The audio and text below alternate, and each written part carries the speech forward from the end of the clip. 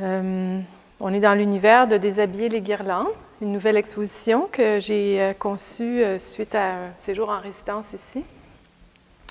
Donc, la pièce principale, peut-être, qui consiste en une liquidation matérielle, dissolution papier de tous les textes donc, qui contenaient mes notes de cours ou les textes que j'ai étudiés à l'université et que j'ai transformés en confetti. Ça se présente un peu comme une table de banquet, un gâteau de noces. En fait, c'est vraiment, ça représente l'union intime entre la pratique et la théorie. La théorie de ces auteurs ici, dont j'ai fait la liste des noms, pour quand même garder la trace de leur écrit. Donc, ce n'est pas un acte de rébellion ou un acte terroriste, quoique doux, pas du tout. C'est un acte vraiment de liquidation personnelle par rapport à mes accumulations, à mes obsessions, à mon travail, à ma recherche. Et je trouve que cette forme de transformation-là était très significative dans mon travail à ce moment-ci. Au mur, il y a des dessins qui accompagnent cette partie de l'installation. Ils sont tout frais, tout nouveaux. Et ils ont comme point commun de représenter la célébration, mais aussi la tristesse. Deux attitudes qui ne sont pas si éloignées. Je ne sais pas si on peut s'approcher des confettis, mais ce qui est intéressant, c'est leur texture, mais aussi leur couleur. Parce qu'en fait, on peut déceler toutes les petites couleurs que j'ai laissées, soit en faisant des annotations, soit en faisant du surlignage, ou toutes les couleurs que parfois les documents avaient des couverts de couleurs. Donc, on peut sentir toutes ces petites nuances. Et matériellement, c'est très beau, c'est un très bel objet. J'aime beaucoup les petits objets qui se présentent à répétition. On peut en voir ici dans cette deuxième partie de l'installation, qui est une œuvre en soi aussi. Comme celle-là était une œuvre en soi autonome, celle-là aussi. Ça se présente un peu comme un autoportrait, cette installation, un autoportrait, une petite collection d'obsessions. Donc, je parlais des petits ronds, des petites unités à répétition. On en retrouve ici aussi. Par exemple, des petites taches de sang, des boules de coton brûlées, des aiguilles à tête noire, des boules de cheveux, des brûlures, des marques de brûlure, des trous ici, le contraire du confetti, donc. Et c'est un peu un étalage de mon vocabulaire et de mes obsessions, comme je le disais tantôt. On retrouve aussi des petites traces de projets qui parcourent mon travail, des dessins dansés, dessins respirés, autoportraits, dessins brûlés, dessins plus érotiques aussi. Il y a un fil érotique dans mon travail. Et ici, on a un schéma qui est assez élaboré sur la pratique, comment j'envisage la pratique.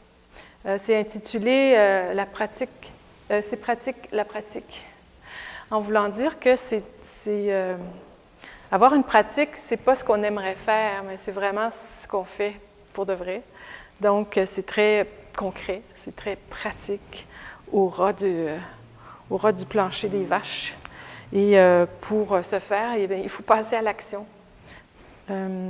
Donc, c'est un sujet, évidemment, qui m'intéresse beaucoup. Comment est-ce qu'on passe à l'action quand on fait de l'art? Et quelles conditions on se donne pour le faire? Quels principes aussi on établit pour se guider, pour s'orienter? Où est-ce qu'on fait ça? Comment on fait ça? Quand est-ce qu'on fait ça? Pourquoi est-ce qu'on fait ça? C'est des réponses que j'ai apportées à ces questions, qui sont ponctuelles, hein, parce que ça bouge tout le temps, ça grandit toujours. Les schémas que je fais, d'ailleurs, ils sont extensifs, ils prennent toujours de l'ampleur à mesure que je les retravaille. Ici, on a une bouteille de vin qu'on a bu ici avec les gens Action actuelle. Un soir, on s'est fait un souper, on a bu, puis on a bien mangé et j'ai voulu ramener cette bouteille dans l'installation avec un petit oiseau qui regarde où aller se percher éventuellement.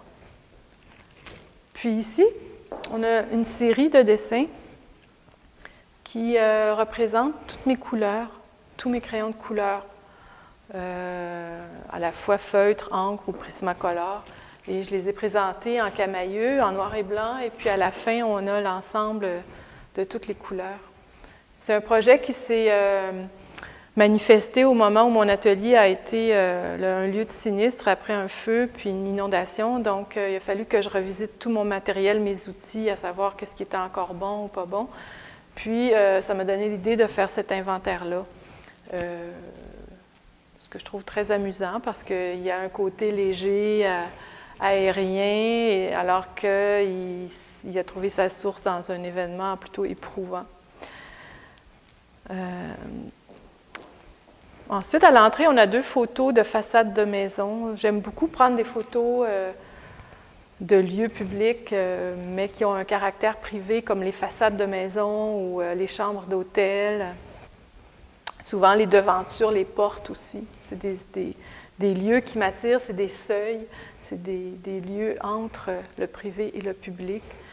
Et là, on a 2 photos de vitrines que j'ai prises à Montréal il y a plusieurs années. Et on voit des tissus qui sont lacérés, pliés, endommagés, abandonnés. Finalement, c'est des boutiques, des vitrines de boutiques qui étaient abandonnées. Et j'aimais beaucoup l'allure que cet abandon prenait. J'ai même trouvé une beauté, une esthétique dans les drapés et dans les trous. Donc, j'aime beaucoup aussi, justement, les tissus. J'en ai une pile ici. Ça réfère à la liste, qui est un motif que j'aime beaucoup. La liste, l'inventaire, l'énumération. Et donc, les tissus, les drapés troués, pour moi, c'était intéressant de les représenter dans cette exposition. Déshabiller les guirlandes, c'est aussi une façon de dire que ça peut être intéressant d'aller voir derrière les ornements, les façades, ou comment, en tout cas, on utilise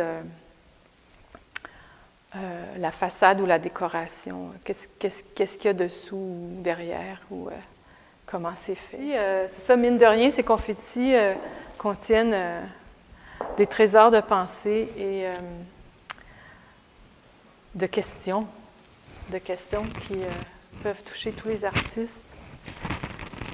Il y a aussi, pour terminer, dans cet ensemble, une bande sonore qu'on n'entend pas en ce moment pour le bénéfice du vidéo, mais c'est une bande sonore sur laquelle on m'entend respirer. Et respirer entre des moments où je chantais. Donc, on a enlevé les stances chantées, puis on a gardé les reprises de respire. Et il y a aussi des chants d'oiseaux et de la guitare. Et c'est une bande sonore que j'ai faite en collaboration avec Patrice Duhamel, qui nous a quittés l'année dernière. Et donc, plutôt en septembre 2008 déjà. Et je tenais à le souligner. Voilà.